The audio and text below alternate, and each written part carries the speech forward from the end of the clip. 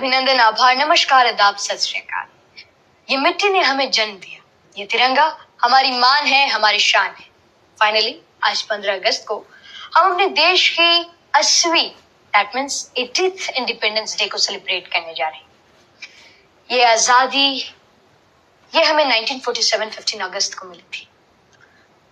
बहुत सारे वीर, बहुत सारे जवान अपने आज को कुर्बान कर दिए हमारे कल को सही बनाने के लिए, हमारे कल को और बेहतर करने के लिए, हमारे कल को एक रोशनी देने के लिए। यह कुर्बानी एक इतिहास में रच दी गई है। हमारे जितने भी वीर थे, हमारे जितने भी सोल्जर्स थे, उन्होंने अपनी आज कुर्बान कर दी सिर्फ हमारे कल को बनाने के लिए। उन्होंने अपने देश के लिए, इस तिरंगे के लिए, इस परचम के लिए अपनी जान तक कुर्बान कर दी और वो आज शहीद कहलाते हैं। Finally, we are celebrating the 80th Independence Day of our India. सिर्फ ये एक ही दिन नहीं है, ये जिंदगी, ये आजादी एक रिले रेस की तरह है। उन्होंने अब हमारा परचम हमारे हाथों कर दिया है। उन्होंने इस तिरंगे को हमारे हाथों सौंप दिया है। उन्होंने इस देश को अब हमारे हाथों सौंप दिया है। अब ये हमारी जिम्मेदारी है कि हम इस देश को और आगे कैसे बढ़ाते हैं।